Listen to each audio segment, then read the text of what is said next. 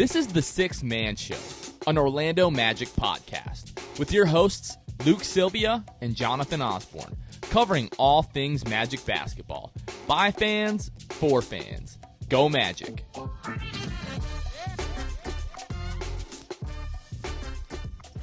What's going on, Orlando Magic fans? You guys are back with the Sixth Man Show. Today is April 21st, 2022.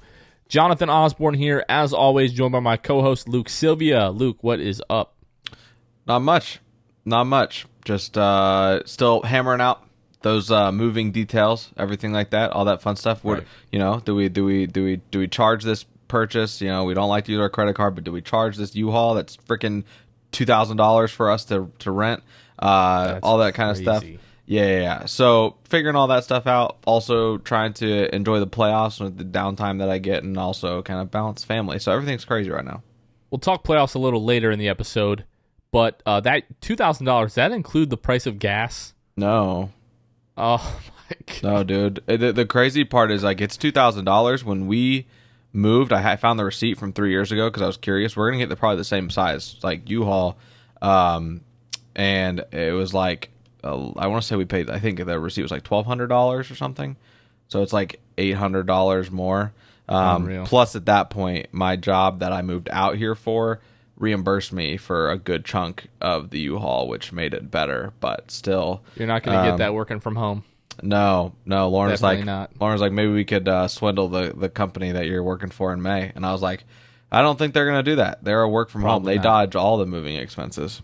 Yeah, absolutely. All right, one thing that we wanted to point out, if you guys didn't know, we brought a couple of writers onto the team over the course of the last 5 or 6 months or so. Our very own Ryan Brock just did a great job with the 2021-2022 Orlando Magic End of Season Awards. You guys go check that article out at thesixthmanshow.com. Ryan did a great job with that. I did edit the videos. I'm not going I don't want to take too much of the credit. I don't want to brag too much, but it came out really nice, and Ryan's really happy about it. I think he did a great job, so make sure that you guys check that out, and you can always find our newest articles at thesixthmanshow.com.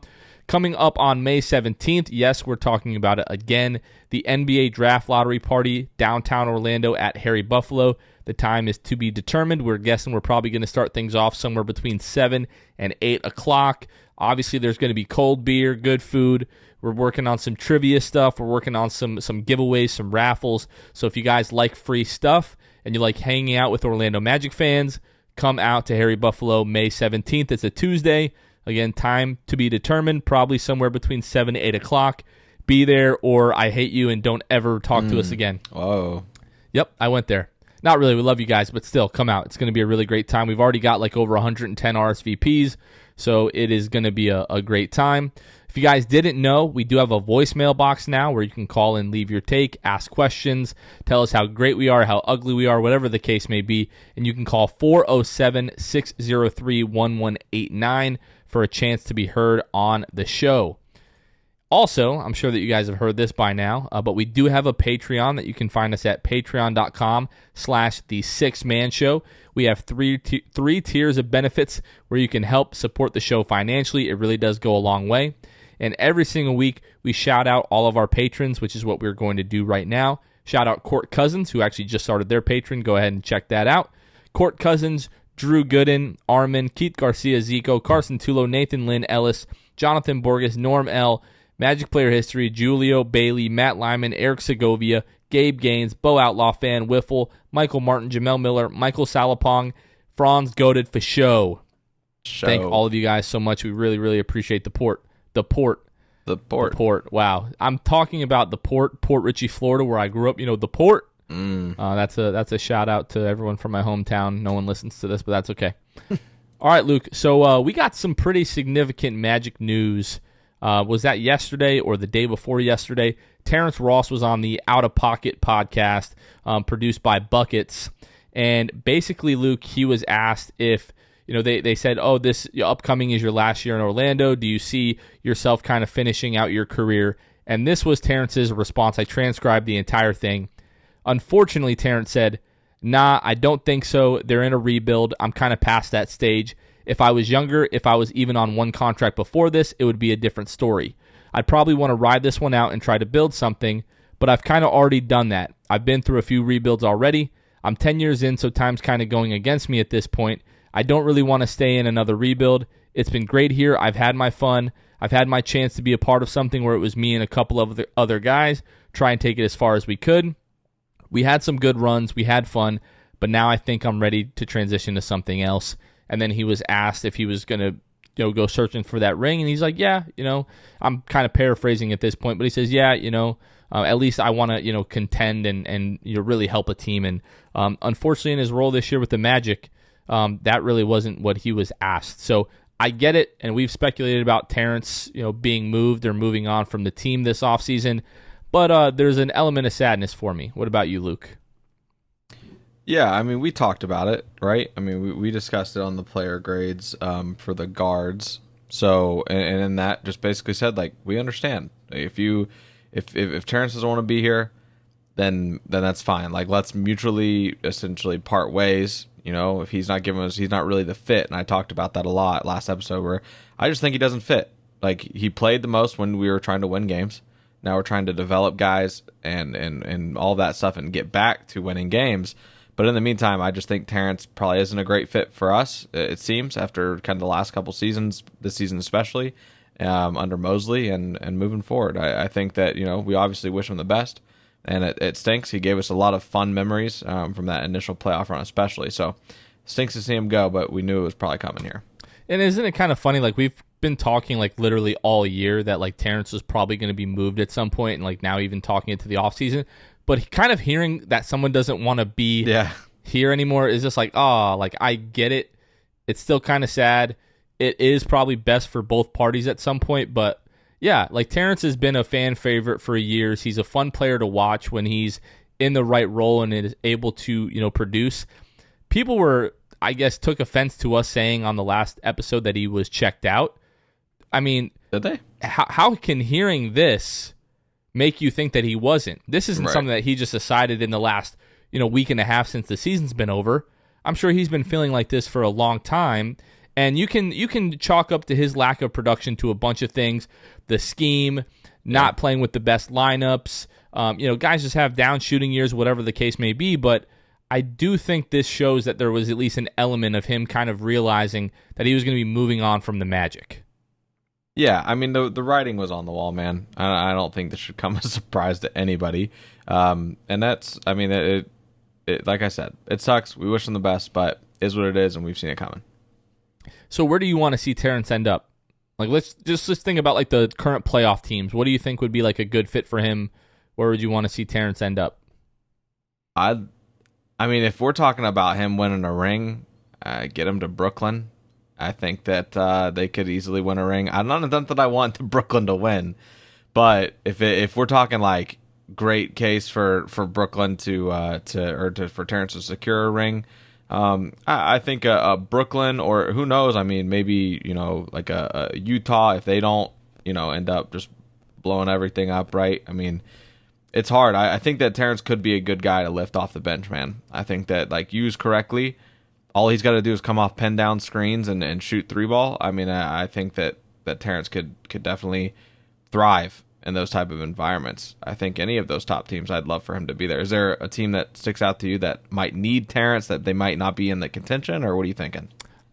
For some reason, I would love to see him coming off the bench for, like, the Celtics, like Jason Tatum, Jaylen Brown, Marcus Smart, Al Horford, a lot of smart players on that team.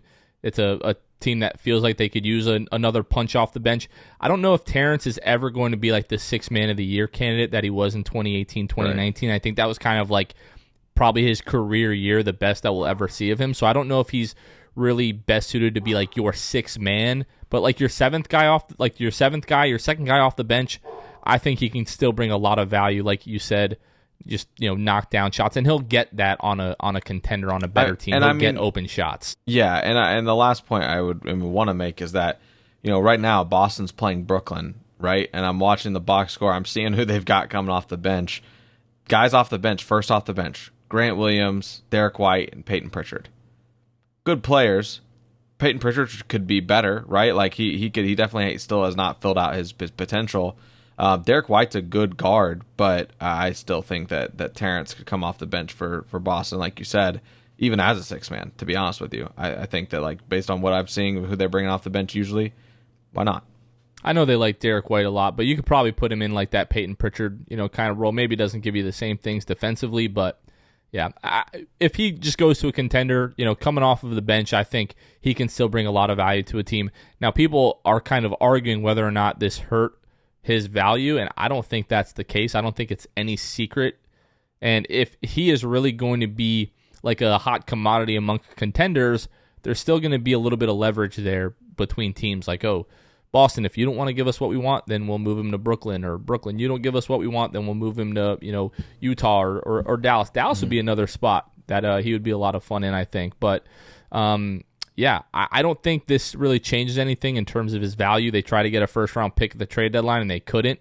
I'd be surprised. I think we were all said we would be kind of surprised if you end up getting a first-round pick for Terrence, but now some people are even talking about potentially, packaging maybe like one of our second-round picks with Terrence to move up into like the end of the first round if there's a guy that you like there. So, we have some mechanisms to move Terrence. So I still think he has some value, and I think it probably comes on draft night. Yeah, I would agree. Yeah. All right, before we talk about the front court grade, so like you mentioned on the last episode, we talked about the guards. Some news came out over the weekend that we didn't get a chance to discuss. A certain finalist list for a certain award that Magic fans had kind of a rooting interest in the Rookie of the Year finalists, and there was an omission from that list that I don't think we're very happy about, and that would be Franz Wagner. Franz Wagner was left off of the Rookie of the Year finalist list. The finalists are Evan Mobley, Cade Cunningham, and Scotty Barnes. Luke, what do you feel about this? I'm a little upset. I get it. I think I'm upset for the reason of like our guy didn't make the list, right? But at the same time, man, looking at the list, it's hard. Those are three very, very good players that were just, Mobley on a better team. Cade, that team had a significantly worse win percentage when he wasn't on the court and wasn't playing in those games. And Scotty Barnes, man, he's a guy that I don't know, 15-7. He's the one that I think I would take out. But the Raptors are a good team, man. The Raptors are a good team, and they're a playoff team, and I think that played a role in it as well. I have a hot take. Okay. I would not take Scotty out. I wouldn't take Evan Mobley out. Oh. I would remove Cade Cunningham. So Cade Cunningham played 15 fewer games than Franz. Averaged 2 points more than Franz. Franz was more efficient from 2, from 3, and from the free throw line. Now, Cade did average more rebounds and assists than Franz, but Cade also averaged 30 more touches per game than Franz.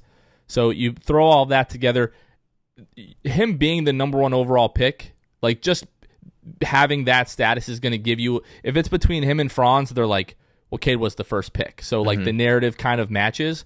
But to me, like Cade and even Jalen Green was getting some consideration to be a Rookie of the Year finalist from various people in the media because of the way that they finished the season. And Cade Cunningham the same way. Like the last 2-3 months of the season played great, but to me it's a Rookie of the Year. It's not the Rookie of the last 2 or 3 months of the season. And Franz, the only rookie that you can sell to me as being as consistent or even more consistent than Franz would be Scotty Barnes. As much as you idiot Raptors fans that love to come on our channel and listen to our stuff are going to love to hear that, Scotty Barnes to me was the only guy that was as consistent or more consistent than Franz. For me with Evan, it's like was on a great team, with the Cavs. If he's healthy, if Jared Allen is totally healthy, I think they end up making, the playoffs instead of being bounced in the play-in. And to me, the Rookie of the Year should be Evan Mobley. Was great offensively, was super efficient, and was one of the best offensive players in the league. Like I don't really think that's up for discussion. Him and Jared Allen just transformed that team when the two of those guys were on the floor. So for me, if I'm taking anybody off, it's going to be Cade Cunningham. What I will say is this is a historic rookie class. Like this class we're going to be talking about 15, 20 years from now. Like, man, that 2021 class was just excellent. There's, 10 or 15 guys from that, that at one point of their career might have been able to make an all-star game. So I don't think it's necessarily a knock on Franz's performance and how well he played this year, but I know two things to be true. When it comes to these awards, they love narratives. We've seen that time and time again. James Harden should have won an MVP a few years ago, but because of Russ and the triple doubles and everything like that, he wins the MVP. And I know another thing to be sure, teams don't watch Franz Wagner. The media does not watch Franz Wagner, and they don't watch the Orlando Magic. And this really goes for every media personality out there. When I hear them talk about Franz and they leave him out of the conversation of some of the best rookies or some of the best young players in the league, it becomes very apparent to me that they don't watch the games, because I think right now we would all kind of agree that he doesn't really have a ceiling. Like there's not a massive hole in his game that you can point to and be like, oh, that is going to hold him back. Now, I'm not saying he's going to be like a top 10 or 15 guy in the league, but I feel very confident in saying that Franz has a chance to make an all-star game one day. I don't think that's a homer take. I don't think that's a biased take. I feel like if you watch the 79 games or 80 games, whatever it was that he played in this season, like the kid is fantastic, and he shows you something new every single night. Yeah. I think that I'm still like I don't feel really any type of way about Franz being left out of the finalists. But with that being said, I mean, it does go to show how great this draft class is. Yeah. And also just to kind of echo what you said, yeah, absolutely. Franz, who's to say that he couldn't make an all-star team at some point? Hopefully he's wearing a Magic uniform when he does so. So I hope that we see that day come. Franz also had a higher player efficiency rating than Cade Cunningham. It was Barnes 1, Mobley 2, Franz 3. Yeah. That's rookies with a minimum of 2,000 minutes played. Yeah, I think that the Cade getting more touches obviously helps. But I do wonder if Average it has 2 more points and 30 more touches. I mean, come on, what are we talking about here? I do and wonder. Franz is more efficient. I'm sorry to keep cutting you off, but it's like the evidence is that right now Franz is the better scorer. Right. Yeah. No. What I was going to say is that I do think that like Franz his lack of ability to assert himself this year really hurt him. I think he gets probably more touches if he's just more demanding about getting those touches. Yeah. But I also think that it could be looked at as like it's a teammate, good teammate quality trait, I guess. Franz knows like we want to win these games. We're not necessarily here to win these games, and everybody's just trying to get better.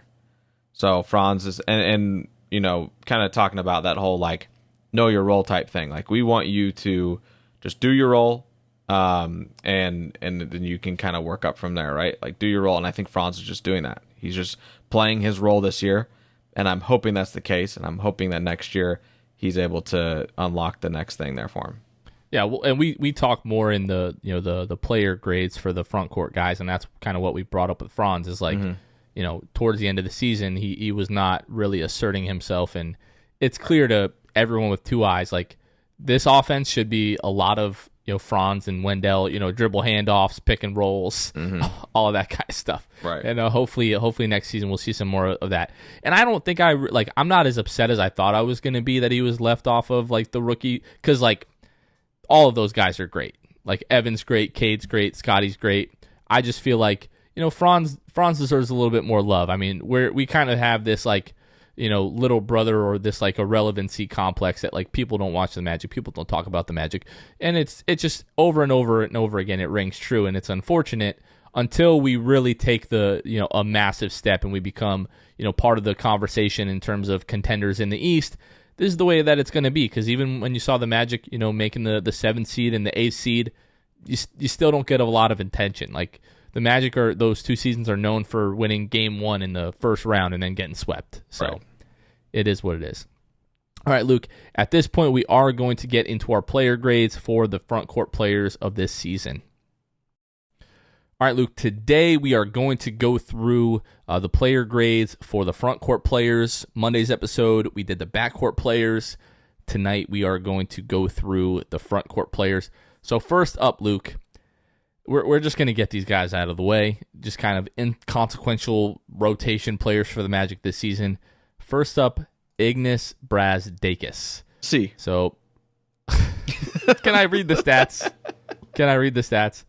42 games for Brazdeikis, 12.8 minutes, 5 points per game, 43% from the floor, 31% from the three-point line, 65% from the free throw line, 1.7 rebound, and didn't average one of anything else except 1.1 personal foul a game. Ignas Brazdeikis, we both give him a C.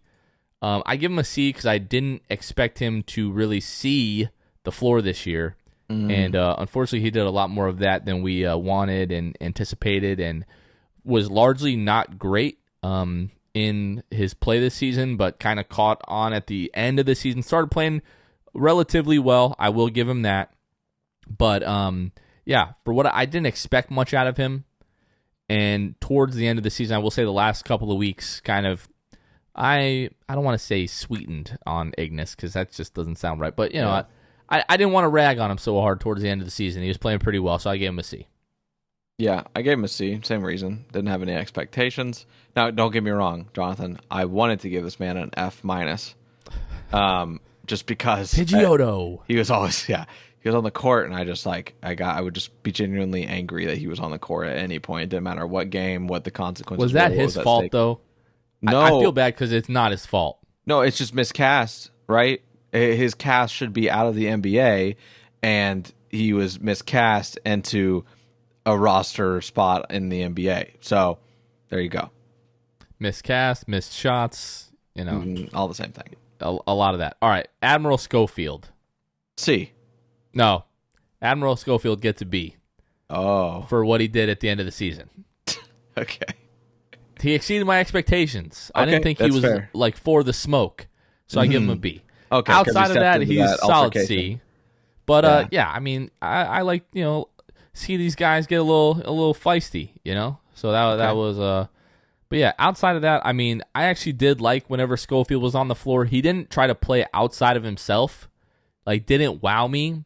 But especially like when Dell was off the floor, he was like one of those guys that could just be really like physical, like Wendell can be defensively. Not the same player as Wendell, but yeah, Schofield was a nice surprise. I didn't expect a ton out of Admiral. I thought he was actually going to be pretty bad. And in his minutes, I was like, yeah, he's fine. He's not great, but I like me some Schofield. So fine. I like him more than I like Ignas, so I give Schofield a C+. I like that. All right. What about Rolo? So with Rolo for me, and we can just kind of go through some of the stats as I do my Mike Tyson. 36 games for Robin Lopez. It's been a long day. 17 minutes, 7.1 points per game, about 6.9 points per game coming from the hook shot.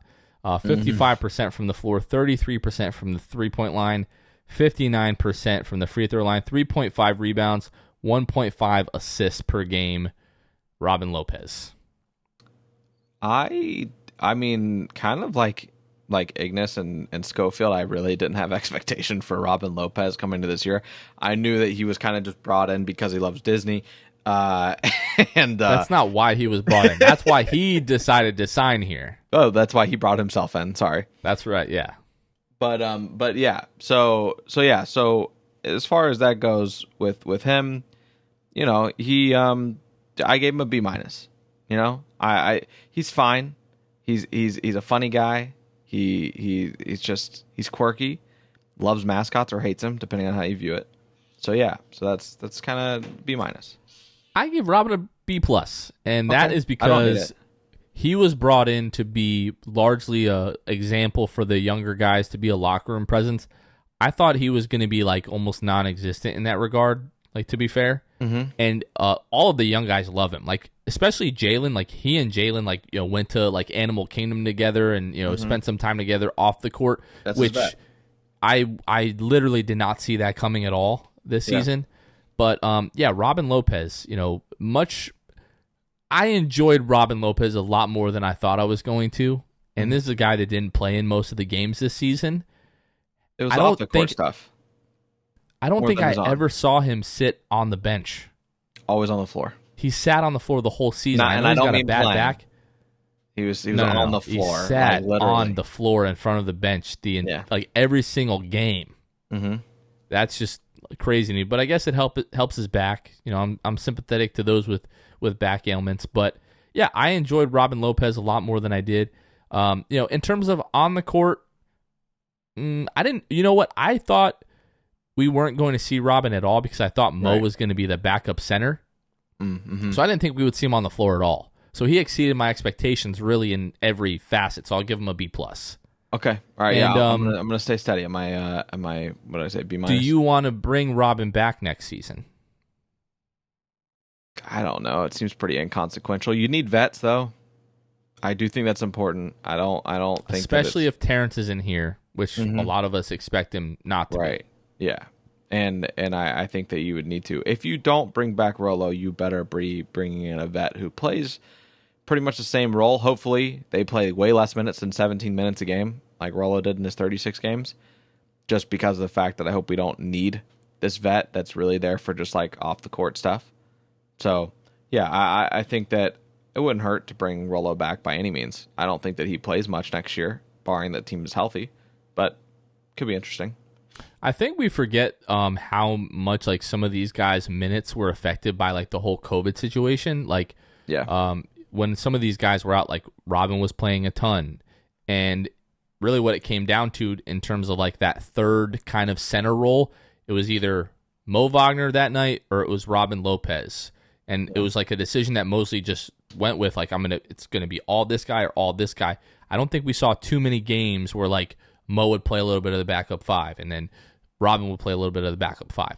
I would like to see him back just because, again, I did enjoy him this season. And like you said, you need vets on this team. I would like to see Robin Lopez taken back. Out of context, this percentage is kind of like crazy. Robin Lopez, at the capacity of the player he is now, who basically has like a hook shot in his repertoire. It's unstoppable, though. It is unstoppable. He started in 25% of the games he played. He started in 9 games out of the 36 that he played.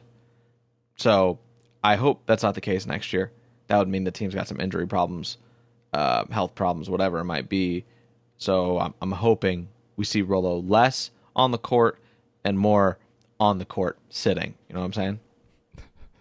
Rolo also brought like some edge to the team.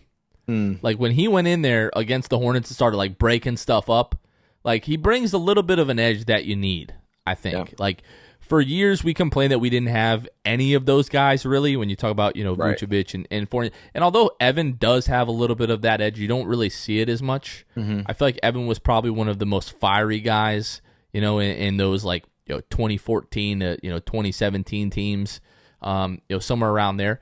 But Robin would get into it with referees and, start arguing. He was like, the bench got a tech. Yeah. So he starts like shushing the team during free throws. Like just, we've talked way too long about Robin Lopez or maybe That's not true. Long enough, depending on how you look at it. All right. This is going to be where you and I draw the line in the sand. Let's talk about Chuma Okeke and, go first, please. Chuma Okeke. I had high expectations for Chuma. From what I remember, about the start to the season, I had high expectations for him based on last year, kind of like that RJ Hampton type expectation, where like you think they're going to definitely take a jump. He shoots 41.7% from the field last year, 34.8% from three, those sort of things. So as a result of my expectation for him, and the fact that he shot 37% from the field and 31.8% from three, I just 0.8 turnovers, 1.7 assists. I gave Chuma a C-. A C-. So I gave Chuma a B-. Okay. So Chuma started off the year really slow, coming back from the hip injury and really, struggled to shoot the ball early on in the year. And although he never got back, quite to the point of last season, where again, when we talk about RJ Hampton, on the last episode, kind of in the same vein, where wasn't really put in the positions to kind of do what he does best, and didn't have as big of a role. I always think, more minutes, guys have a better chance to play in rhythm. They're more confident because they're asked to just be on the floor more, so they feel better about themselves. Chuma, and a lot of what we saw out of him last year, although definitely shot a great percentage from the 3-point line, he was asked to like play make a lot more for the Magic, and this season on offense was really relegated more to like a 3-point, like just like a spot up 3-point shooter. And especially his percentages at the beginning of the year didn't really help. Like you said, he ends up just around 30% on the year. Before the All-Star break, 30%. After the All-Star break, 33.6% from the 3-point line. Chuma, still a great defender. Like we saw him just absolutely like take over games in a couple of instances, having 3, 4, 5, 6 steals in some of these games. Still a great defender. In terms of my expectations of Chuma, definitely didn't live up to the expectations that I had for him. Like at the end of last year, everyone was kind of calling Chuma like basically like baby Kawhi. Not basically, they were doing it. They were calling him Chuma baby Kawhi. You are correct in that vein. But once what we saw out of Chuma the beginning of the season, I was like, okay, like we kind of got past the point where it was like just rust and he looked terrible. So kind of in the same way that I think of Gary Harris, where he had such a drastic change, and Chuma didn't have quite as drastic of a change as Gary Harris did, but because of how bad he was at the beginning of the season, I kind of started to feel better about Chuma as time went on. So for me, I have Chuma as a B-. To me, if you put Chuma in the correct role at this point, I don't know if he's going to start. This is going to be a whole conversation into the offseason and into training camp, depending on the health of Jonathan Isaac and also the draft pick that we make. But in my opinion, Chuma needs to have the ball in his hands a bit more, because Chuma has shown two things outside of the ability to shoot the three. Can make plays off of the dribble, and if he gets someone on the block, he's shown that he can be relatively efficient there as well. So you know what? You've talked me into a C+ for Chuma. I must admit. But I do feel like you weren't totally fair to Chuma at times this season, which we have talked about. There was a stretch of games, I think in either February or March. Let me pull up Chuma's February stats here. So for the month of February, Chuma Okeke shot 39.7% from the 3-point line on 5.7 attempts. That was definitely the point of the season where I was like, yo, you need to show Chuma a little bit of love, because at that point in the season was doing his thing. And then we go to March, Chuma Okeke 28.9%, so it definitely cooled off a little bit. But yeah, all right, maybe Chuma didn't have quite the year that I thought he did, but you were tons of disrespectful to Chuma. That is fine, Jonathan, because despite his great stretch, he still ends the year shooting 31.8% from 3 on 5 attempts. Like, it still wasn't good. It wasn't a Gary Harris situation where he was shooting bad and then he shot so well that he brought it up to 38% from 3. Chuma didn't do that. Chuma had a great stretch, and that was that. I don't think an apology was warranted at all, just because of his good stretch. He still ended up like as a big picture, bad percentages, bad splits, and good defense. Right? I mean, like I said with Jalen Suggs, like great defense. Like I said with Jalen Suggs, this isn't a one side of the ball type of situation. You got to be able to play both, and Chuma it didn't do it for me. All right, I'm going to go month by month here.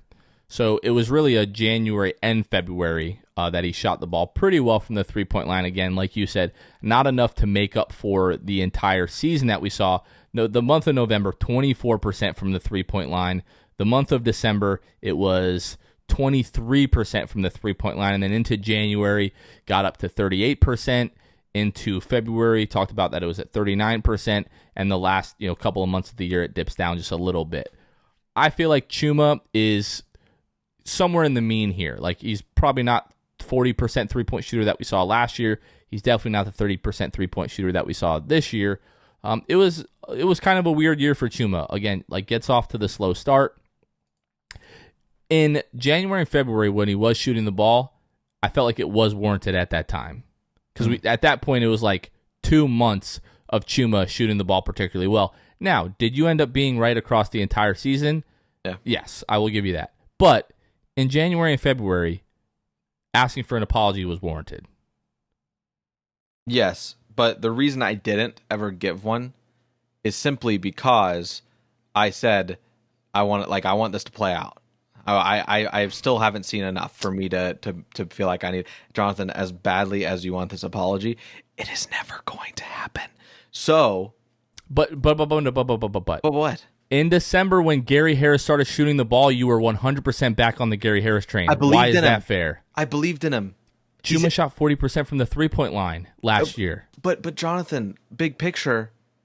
No big picture. Who All we turned it had was around? last year's picture.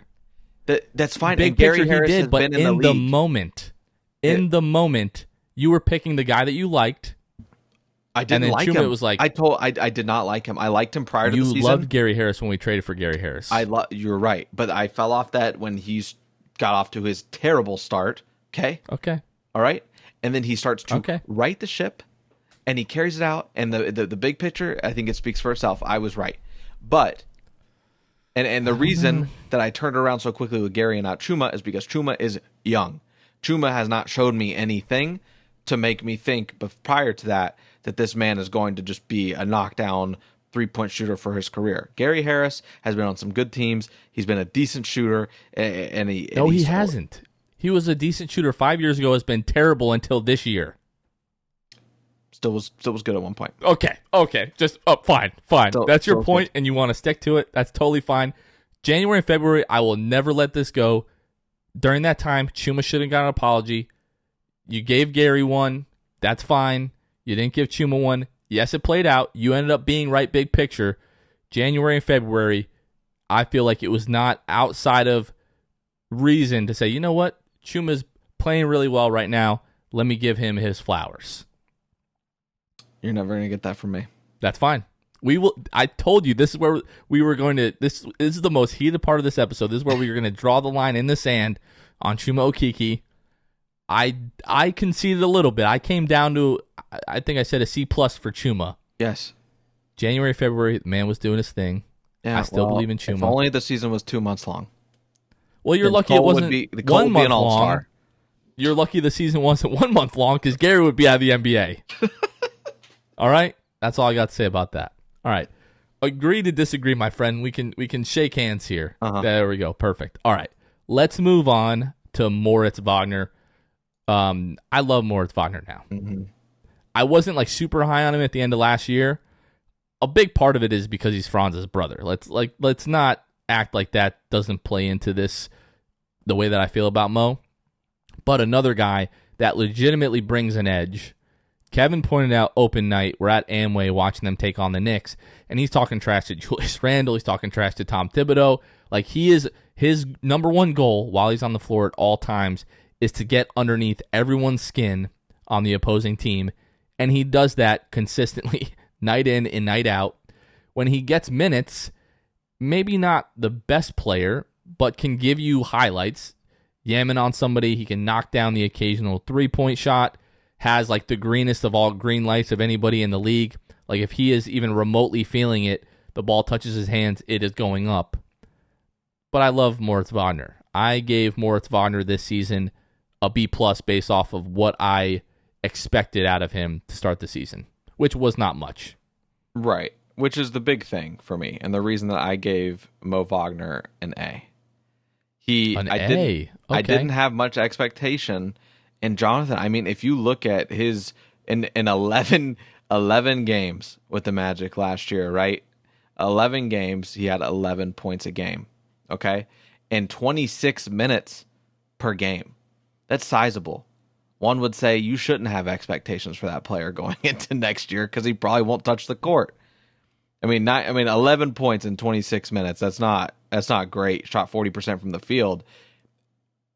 This year, Jonathan comes in only 15 minutes a game and averages only 2 points less.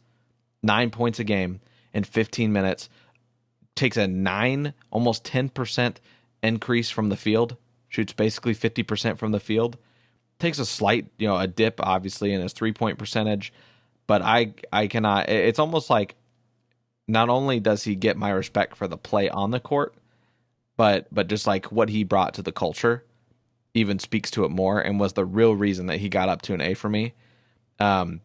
He was on the Duncan Robinson's podcast. I don't know the name of it. The Long Shot. Yeah, so he was on it. Producer Kevin sent that link to us. I watched the first 5 minutes. It was kind of sad. He talked about how, he feels like he's dialing it down. Like he was like, I don't really cuss anymore on the court. I don't get fired up on the court as much, talking trash. He was like, I don't do that as much because it occurred to me after big altercations or whatever, I would receive more texts after those games than the games when I played well. And he's like, and it kind of rubbed me the wrong way. So I've reeled it in a little bit. Basically he's saying like, I want my... He still does it plenty. Oh, plenty. But he was like, I dialed it back because I was hearing more about that than I was about when I played my good games. And it kind of rubbed me the wrong way. And that's what he said. And I felt kind of sad for Moritz there. So maybe I gave him half a grade. You get headbutted by Giannis, like, right. That's kind of a big deal. Yeah, absolutely. But yeah, so I give him an A. I think based on the expectation I had for him, the improvement that he made in a much larger sample size than just 11 games. I mean, yeah, Moritz Wagner, he earned it, and he's Franz's brother, so he gets a great bump there as well. I agree that that definitely plays in it for Moritz. With me, like very streaky 3-point shooter. Like whenever he pulls up, I'm like, oh god. And sometimes it goes in, and you're like, all right, you really can't be mad at that. But whenever the bench unit, it seemed like anytime they would go on a run, it coincided with Moritz playing really well on both ends of the floor. Now, on defense, and we've talked about this, he's kind of in this weird spot where he's not quite quick enough to guard fours. He's not quite big enough to guard fives. So he's just out there like trying his best on defense. And at least you try. And he's not a bad defender. It's just like sometimes he has like really bad matchups because of like the limited lateral quickness that he has, or the limited size that he has. He's a tweener, but I don't know where he goes. Yeah, he's a tweener in like the not the best sense of the word. Like his size, it might be like a 3 or 4, but there's no way that he's kind of keeping up with some of those guys. But just like what he does for the culture and just kind of the like really one of the heart and souls of this team. I think most people would say it's Cole Anthony, and you'd be correct. But if you're like, oh no, I don't know, there's something to that Moritz Wagner guy. I think that's I think there's a conversation to be had about that as well. But yeah, really like Moritz Wagner. Let's talk about the other Wagner. Now this was difficult for me in grading because I can't give somebody that didn't have like an all-star type of season an A+. I don't think I gave anyone an A+. In terms of expectations, like what you have expected for this guy? Listen, what it comes down to me for Franz is like when guys started coming back in January and in February, we saw the offense like dial back, and it was so obvious to us in December that he is by far our best offensive player. And I just wanted to see him go, you know what, I can do this in the league, and I do it better than anyone else on the team, and the ball needs to go through my hands almost every single possession, especially down the stretch. And too many times when Cole came back, when Jalen came back, we talked, there was a game that the Magic lost late in the season that Franz went the last like 6 possessions in a row without touching the ball at all. And for a guy who throughout the season, my expectations of him grew and grew and grew, I knew when guys started to come back that he wasn't going to be the same player that we saw in December. He was still very, very good in January, February, March, and into April. But I want to see that dog out of him, and I think this is going to sound really bad. I didn't sour on Franz, but like I was disappointed that he couldn't really like sustain that level of offensive aggression throughout the rest of the season. And I think he would have benefited from that, obviously, as a player. The Magic would have benefited from that as a team. Get the ball out of some other guys' hands in some certain situations without kind of going into names. But because of what we saw at a Summer League, if we're just going from Summer League to like the big picture of the season, which you want to do, that's fine. I'm taking more of like, I guess, like a nuanced approach. He would be an A+. If I was just like, Summer League, regular season, A+.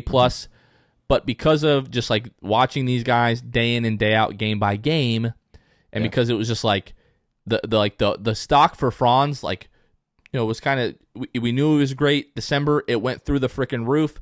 And then, if we're being honest, like January through March, like it came down a little bit. Still very high, but it wasn't at like the peak that it was in December. I gave Franz an A-. Okay. Yeah, mine was solely from the standpoint of like, listen, this guy was the 8th pick. He also looked awful in Summer League. Like, because he is not an assertive guy right now. Like, he's not an assertive player by any means right now. He needs to be. You're right. But because of that, you couple that with the fact that the guy couldn't hit a shot. I mean, it was terrible. And I was very low on Franz at that point. I was like, this guy can't do anything. This guy can't shoot. This guy won't continue to shoot because he's not going to ask for the ball. Like, I was very low on Franz heading into the year. As a result, he got an easy, no-brainer A+ for me. If you told me that same guy that I watched play Summer League and got picked 8 by the Orlando Magic, that nobody knew anything about, by the way, for the most part, except for the people that did their research, would average 15 points a game, 4.5 rebounds, 3 assists, 1.5 turnovers, shoot 35%, 35.5% from 3 on 3.5 attempts, and 46.8 from the field, I'd say you're out of your mind. That's not the guy that I watched. That's not the guy that I thought the Magic drafted. Regardless, big picture, A+. A+. I mean, the kid is great. I think he's going to have some hangups because of his lack of assertiveness. I think it might take a little longer for him to take another big jump, considering more talent's coming back next year. This team should be better. And there won't be as much of a necessarily like responsibility on him, at least out of the gate next year.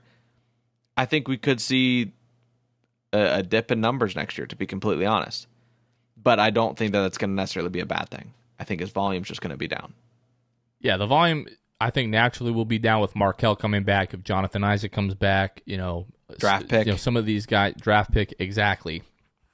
For me, what is kind of frustrating about Franz is like, some guys just don't have a fire like that. Like, some guys are just like really good basketball players, but like they don't have like that competitive fire. So they're just like kind of going through the motions. And in going through the motions, you're just like going to have better games than others. You're going to have a 38-point explosion, or you're going to have an 11-point game, whatever the case may be. But with Franz, like we see the competitive fire almost every single game. He'll dunk on somebody, scream in their face. He'll hit a shot in somebody's face and scream and hype himself up going down the other end. I know it's in there. Yeah. How can we get that out of you all the time? Yeah. Like, but my concern, and like if Franz ends up being the second best player on a contender, you can't be mad at that with the 8th pick. Right. But I think his skill set, his frame, the level of athleticism that he has, and his skill level, like his potential is like a perennial all-star kind of guy. Yeah. But to me, it's going to take him like wanting to be the guy in more situations for that to happen. I don't know that that's something that you can necessarily teach, but I'm encouraged because we've seen flashes of it. But we've also seen flashes of him just like deterring to guys who are clearly not as good of basketball players as he is. I think that there's worse problems to have. I mean, you talk about the guys that we've given grades to so far. Jalen, we practically said he needs to revamp his entire offensive game. Like that is essentially what it boiled down to. With Franz, it is simply turning into being the guy. Like I remember you obviously have talked about Markelle in the past of like, I just wish Markelle, I don't think he knows how good he is at like getting to a spot, getting to the basket. I think Franz is in that same situation. He's just young. He might not have all the confidence in the world right now, but hopefully this offseason he is able to kind of be told and spoken into basically by Mosley and the coaching staff and the guys around him and say, hey, like you can be the guy. It's up to you. We're going to try to put you in spots to succeed. You just need to take advantage of it. Demand the ball in situations, right? I would love nothing more than to hear stories about like a final shot happening and Franz being in the huddle like, no, I want the shot. I want that out of Franz. And I think that he can get there, man. He's young, and to have the season he had, he's already got a leg up on his career based on what we saw this season, it's all up to him, man. There's not a part of his game, truthfully, that I'm like, man, he really needs to improve in this area. The only area, and that's pretty insane to say for a rookie, the only area that I think he has to improve is his tenacity and like just willingness to demand the ball. That's it. What's crazy is how young he is. I know we don't see any like massive holes in his game, but just like everything should improve a bit, which like for him, if he figures out that he is the best option with the ball in their hands, like I want to see him, getting like waved to the corner and like, no, like coming up to the logo and like give me the ball, like give me the ball, get out of the way. Yeah. Me and Wendaddy are about to run this high pick and roll. That's what I like Nobody's business. And it's either a lob to Wendell or it's that sweet Euro hook off the glass that is just like unstoppable. Right. So I think because we're kind of going into this with different like grading philosophies, I think we're mostly agreeing here. We're saying just the same kind of thing. coming at it from we're saying the same thing here. Yeah. All right. Last but not least, we already mentioned him, Wendaddy Carter Jr. I think we haven't done Mo either. Mo Bamba. How could I forget Mo Bamba? Let's do Mo before we get into Wendell. Can't believe I forgot Mo Bamba. Mo Bamba, I'll give him a B- from what I expected from him this season. And that's because didn't really know quite what to expect. Like we talked about how he could be better, with more minutes last year with Steve Clifford being the head coach. We went through his like per 36 numbers and everything like that. Mo proved that to me he is an NBA an NBA caliber player, which last year we were just like, we don't know. You won't put him on the floor. You're opting to go with Kem Birch. Obviously at the time, Kem Birch was the better player. And we're like, we just don't know if Mo can ever be anything. So the fact that Mo played in, what was it, like 72 games for me is a big deal. I wasn't sure that I'm sorry? 71, yep. 71, excuse me. 71 games. So 71 games, 25 minutes, 10 points. Shot 48% from the floor, 38% from the three-point line, 78% from the free throw line, 8 rebounds, 1 assists, and 1.7 blocks a game. So did he wow me at any point? No. Was he very frustrating with his level of inconsistency where some games he would look incredible, other games he wouldn't? No, but not really knowing what to expect out of Mo, definitely not expecting him to like start. I believe he started in every game that he appeared in, if I'm not mistaken. I gave Mo a B-. Yeah, so I gave him a C, just a flat C. I mean, in terms of what you would expect, I don't know what I expected. I also don't remember what I expect. Like I kind of don't remember what I expected from Mo, but I don't feel like it was a ton. You just felt like there was probably a toss-up between Mo and Wendell, which is hilarious. But right at the time, rightfully so. But now it's hilarious. But continue. Sorry. Yeah, but essentially last year his issue was, and we called for it. It was like more minutes. We want more minutes from Mo Bamba. He gets 16 minutes a game last year. This year, he gets 25.7. And only scores 10.6 a game. He doesn't shoot bad from the field, 48%. He shoots great, especially for a big man from 3, 38% on 4 attempts. Like, you look at his percentages in 25 minutes, I would tell you that, maybe Mo averaged like 14, 15 a game with those splits and 25 minutes. Just barring on what I knew about Mo. But Mo's lack of ability to get to the free throw line because he plays like a wing. He shot, Jonathan, 1 free throw a game. 1. The man is 7 feet tall. How are you shooting 1 free throw a game? Shoots well when he gets there, 78%. I mean, you'd like to see a little bit more with that small of a attempt per game. 1.1 turnover to his 1.2 assists. 8 rebounds. That's fine, but like Wendell out-rebounded you, and he's smaller than you. Like, it's. I don't know that. Sorry, I'll let you finish. No. My point was basically wrapping up. Post moves, not there. Plays like a wing, tries to be at least, and is a great 3-point shooter. That's really all that I can say, is that he is a great 3-point shooter. There's nothing that he did that exceeded expectations beside his 3-point percentage this past year. I gave him a C. So, like, just looking back at, like, some of the, the Vooch seasons that we had, like, 2.2 free throws a game, 2.5 free throws a game. To me, that's not a huge knock on him because, like, that's, like, not his game.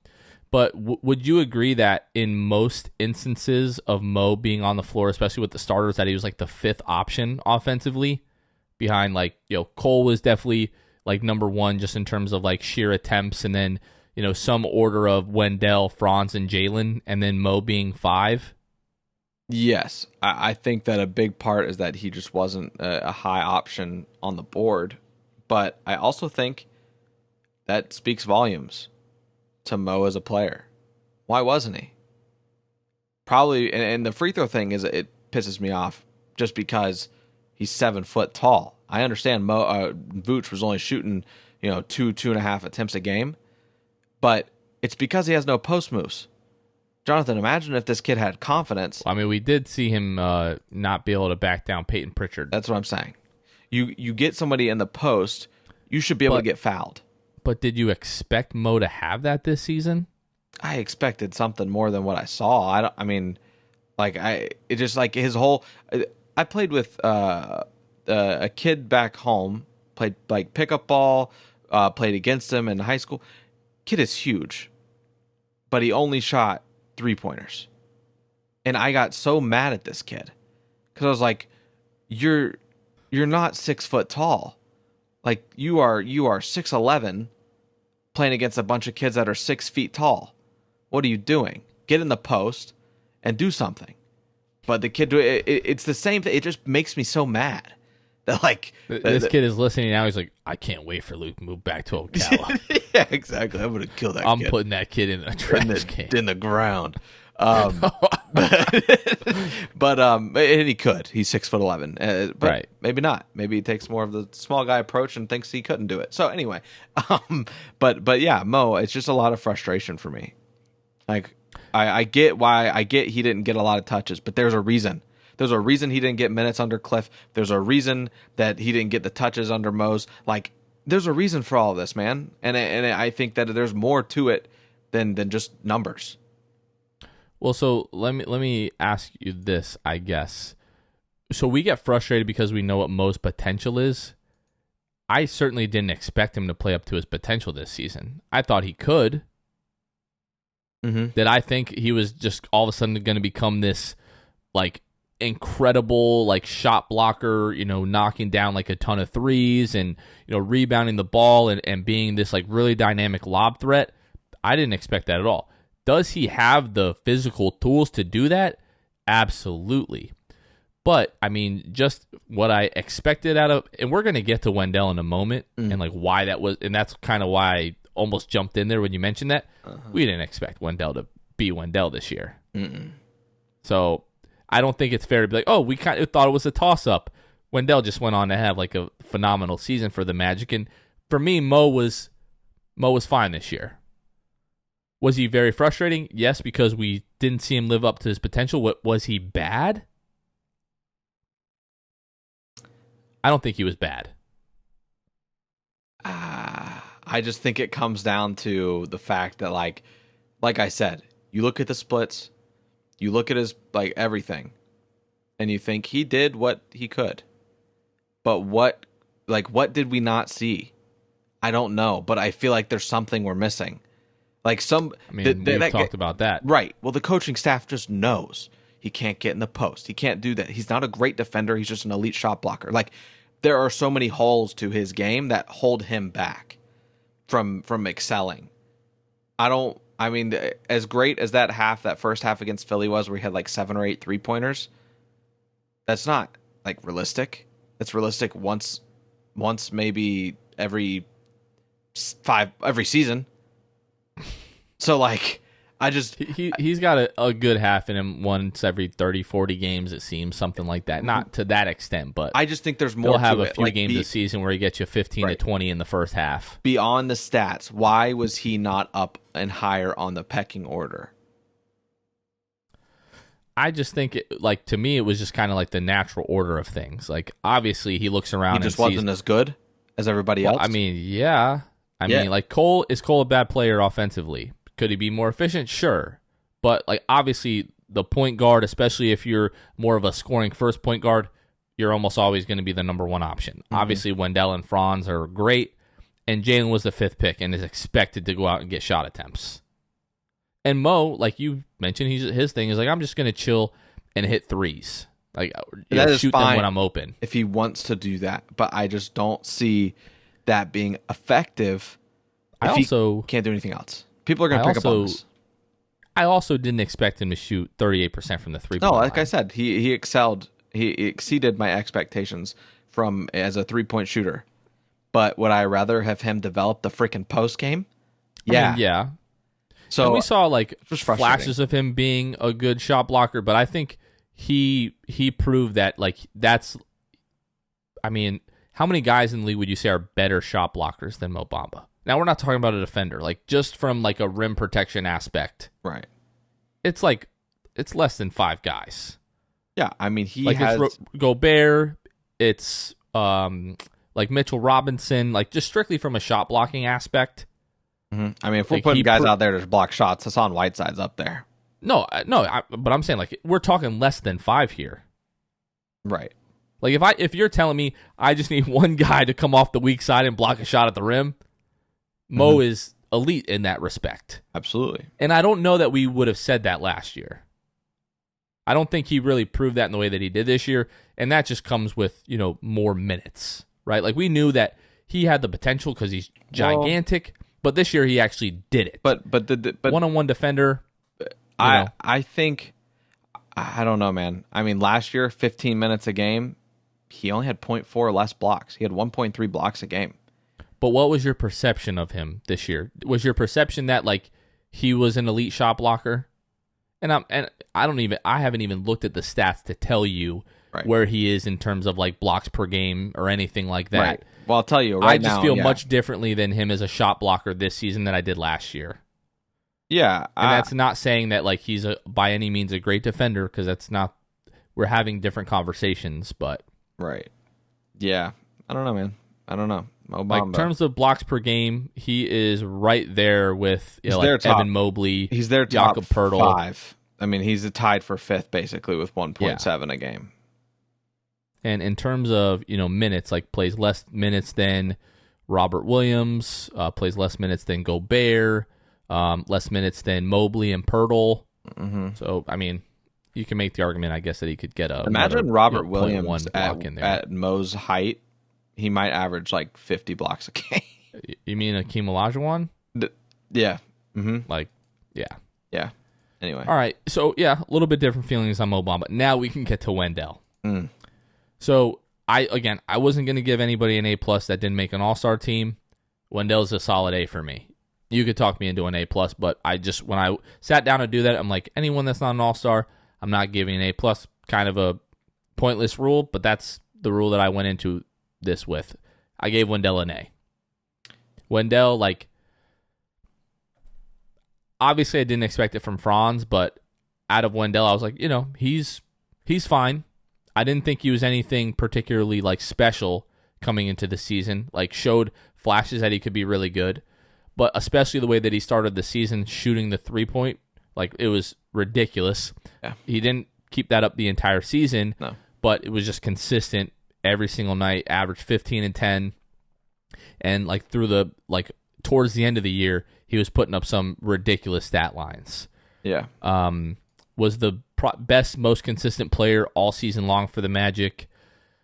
He was, starting to really turn the corner in January, February, and I was like, I still feel like he's got another level to get to. And then like March and April, he got to that next level and was like, it seemed like the last couple months of the season was averaging like 19 and 10 a game, something ridiculous like that. And now we feel like he's one of the best contracts in the league. We feel like we're good, at center for the next, 7-8 years at least. He's starting to live up to the hype coming out of college. We should have drafted him instead of Mo Bamba. Yeah. Yeah. Fair. Yeah, man. I gave Dell an A+. Him and Franz, the only A-pluses I gave, solely because of the expectation that I had going into the season. And I still was higher than most on Wendell. You were. But he still exceeded it. Like, he still was a guy that I thought that essentially at the time, like, he was just better than Mo Bamba. And that's pretty much what my stance was. He's just better, and I think he should start, so on and so forth. Like you said, 15 and 10, man.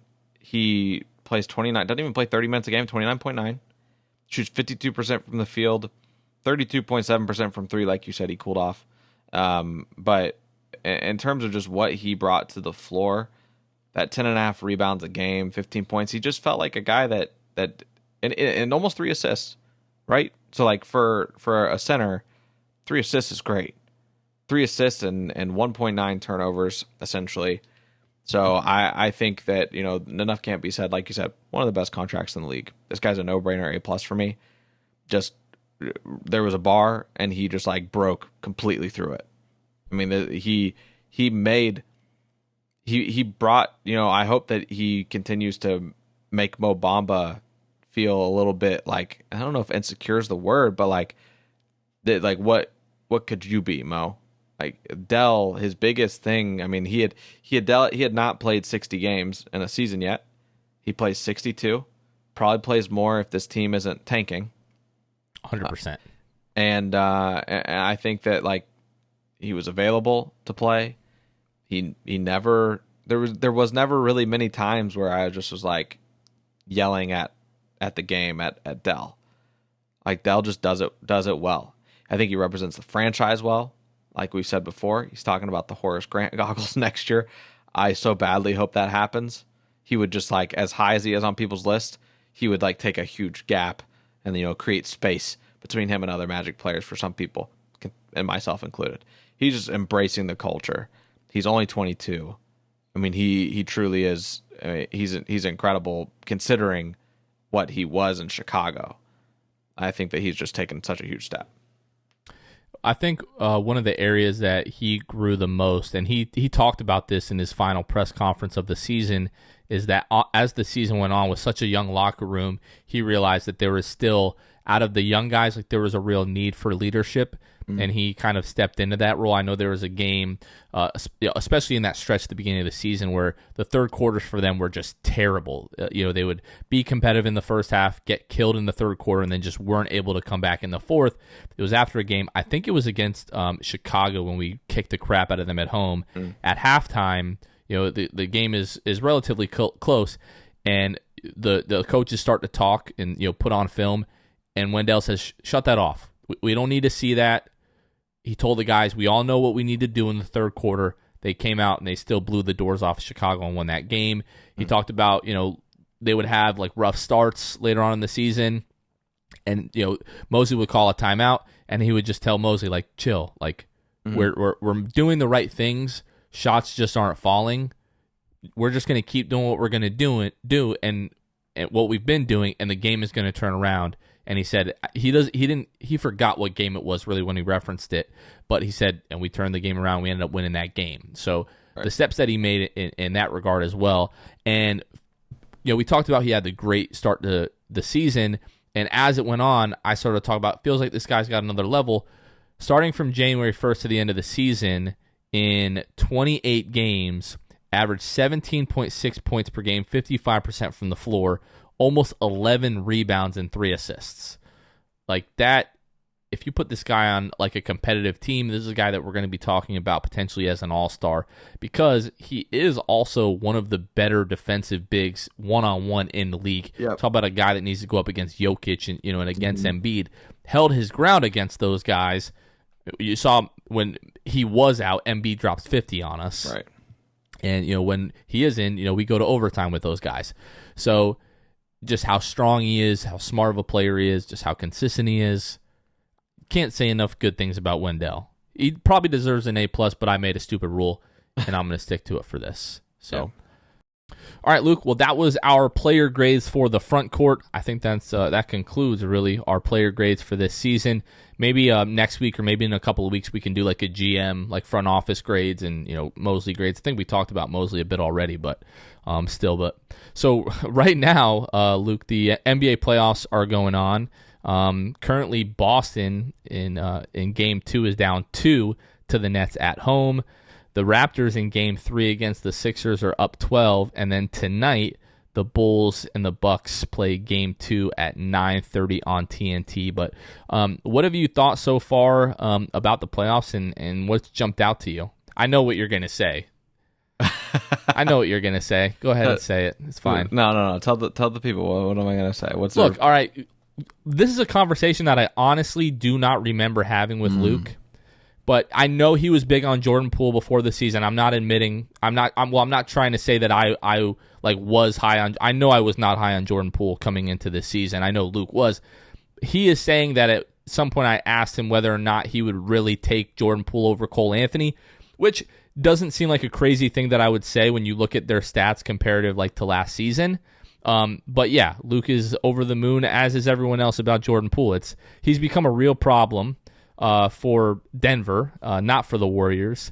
I did say at the beginning of the season, Luke, if you remember when we were doing Shoot the Shot, that the Warriors were one of my most interesting storylines heading into the season if they could get healthy and get some of these guys back.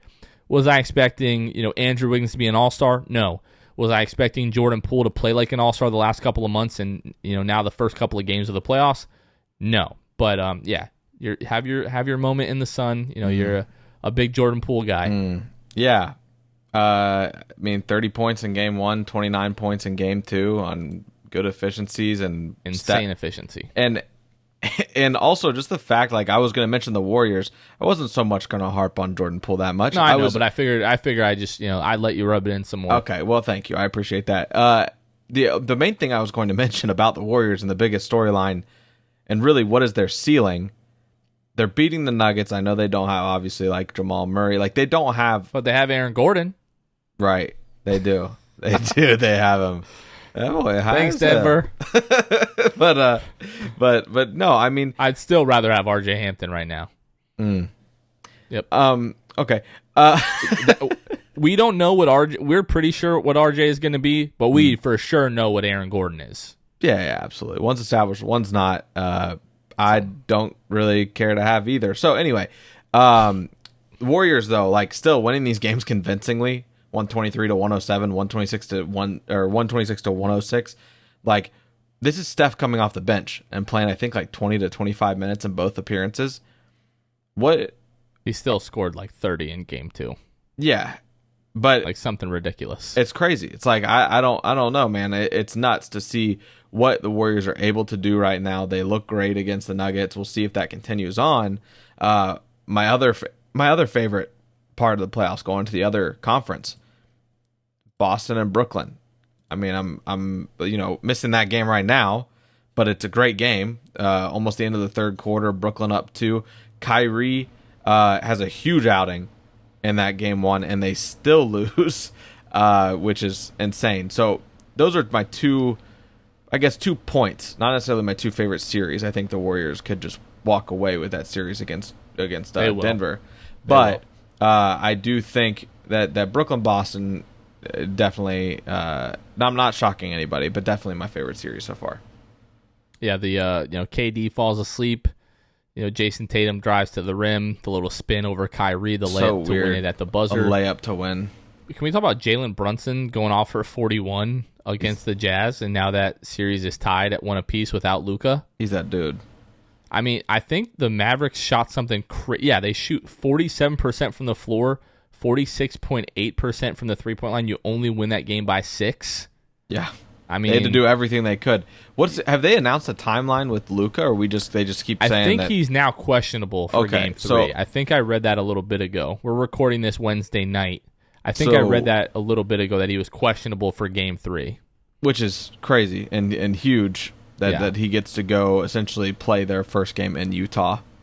If they can steal that one, man, go up 2-1, that's big. If Luka comes back and is actually ready to go and not severely right, hindered by that injury, it's Mavs in 5. Mm. And then, then you start thinking about what Utah is going to do with, two pretty big failures in back-to-back seasons. Yeah, you got to move. Got to move off somebody because otherwise you guys are eternally, like Utah's eternally where they are. I think the series that I'm most intrigued by right now is Memphis, Minnesota. Obviously, Minnesota pulls out the win in game 1, and then Memphis just destroys them. Mm-hmm. Like, I mean, I didn't really contribute much to the conversation because I actually didn't watch game 1. Right. But you, I think were like, I think Minnesota has a chance to win it in 7. And I was like, well, let's just kind of pump the brakes. Like, let's see what happens in game 2 and 3. I still think there's a chance that Memphis can win in 5 or 6 games, but it's going to depend on what Minnesota team we see game 3, their first playoff game at home in what seems like forever. And, Memphis didn't really look themselves, from what I understand, in game 1. In game 2, definitely looked themselves again. You see that jaw clip? Which jaw clip? Where he's coming off the court after they win, and he's like, nah, y'all stay on that side. Y'all stay over there. Yep. Jalen Suggs said something similar. I think he was talking to you. We'll see. You said what? I'm kidding. He obviously wasn't saying that to you, but he said that in his post game press conference after the last game. It's like, we're gonna get it right over here. He's like, you just stay on whatever side you're on currently. So that's just a little jest. Yeah. Which I got criticized for not giving Jalen like a bad enough score. I was like, I thought a B-. I know he wasn't great, but to me, it was 2 different seasons with Jalen. Not to start this whole conversation again, but pre-injury, post-injury, he was just so much better. Post-injury, and his numbers back that up. Apart from the 3-point shooting, obviously, but it was more efficient at the rim, mid-range, more assists, less turnovers, more steals.